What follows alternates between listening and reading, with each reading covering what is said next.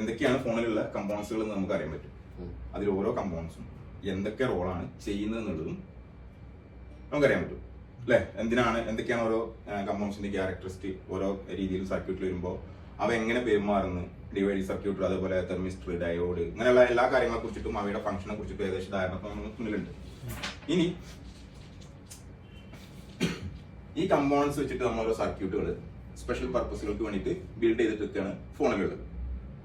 ഇപ്പോൾ for example പറയുകയാണെങ്കിൽ charge ചെയ്യാൻ വേണ്ടിയിട്ട് ഒരു സർക്യൂട്ട് അല്ലേ, അതേപോലെ ഓഡിയോ നമ്മൾ സംസാരിക്കുന്ന കാര്യങ്ങൾ, അതേപോലെ പ്ലേ ബാക്ക് ചെയ്യേണ്ട കേസുകൾ, ഇത്തരം കാര്യങ്ങൾ പിന്നെ എക്സിക്യൂട്ട് ചെയ്യാൻ വേണ്ടിയിട്ട് അത് കറക്റ്റ് ഫംഗ്ഷൻ ആയിട്ട് വർക്ക് ചെയ്യാൻ വേണ്ടിയിട്ട് വേറൊരു സർക്യൂട്ട്, അതേപോലെ ഡിസ്പ്ലേ നമുക്ക് ഫോണിൽ നിർബന്ധമാണ് അല്ലേ, നമുക്ക് ഡിസ്പ്ലേ കാണാൻ, അങ്ങനെയുള്ള കാര്യങ്ങളായിട്ട് റിലേറ്റ് ചെയ്തിട്ട് വേറൊരു സർക്യൂട്ട് അല്ലെ.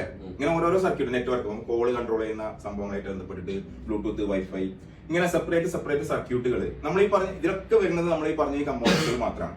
മനസ്സിലായോ? കപ്പാസിറ്റർ, റെസിസ്റ്റർ, ഇൻഡക്ടർ അഥവാ കോയില്, മോസ്ഫെറ്റ്, ഇങ്ങനത്തെ കുറച്ച് കാര്യങ്ങൾ മാത്രമാണ് എല്ലാ സംഭവങ്ങളിലും വരുന്നത്. അവ ഓരോ സർക്യൂട്ടുകളിലും എങ്ങനെ ബിഹേവ് ചെയ്യുന്നു എന്നുള്ളതാണ് നമുക്ക് പഠിക്കാനും മനസ്സിലാക്കാനുള്ളത്.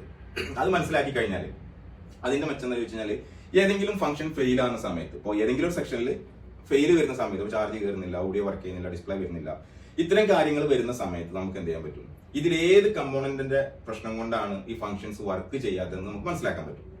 കാരണം എങ്ങനെയാണ് കമ്പോണൻസ് അവിടെ ഫംഗ്ഷൻ ചെയ്യുന്നത് എന്ന് നമ്മൾ മനസ്സിലാക്കി കഴിഞ്ഞാൽ, നമ്മൾ നേരത്തെ സിമ്പിൾ ആയിട്ട് പറഞ്ഞല്ലോ അല്ലെ, ഒരു സൈക്കിളിന്റെ ചെയിൻ നമുക്ക് ലൂസ് ആയി കഴിഞ്ഞാൽ നമുക്ക് അത് എങ്ങനെ എടുത്തിടാൻ പറ്റും, ആ ഒരു മൈൻഡ് സെറ്റിലേക്ക് നമുക്ക് എന്ത് ചെയ്യണം, ഇത് എന്തുകൊണ്ടാണ്, ഏത് കമ്പോണന്റ് ആണ്. ഇവിടെ ആകുമ്പോൾ ഒരു ചെയിൻ മാത്രമല്ല, ഒരുപാട് കമ്പോണൻസ് ഉണ്ട്, ഒരുപാട് സംഭവങ്ങളുണ്ട്. ഇതിൽ ഓരോ കമ്പോണന്റും ഡാമേജ് ആയി കഴിഞ്ഞാൽ, ഇതിലേതെങ്കിലും ഒന്ന് പിന്നെ ഫംഗ്ഷനിങ് കറക്റ്റ് അല്ലാതായി കഴിഞ്ഞാൽ ഏത് രീതിയിലുള്ള ലക്ഷണങ്ങളാണ് ബോർഡിൽ കാണിക്കുക.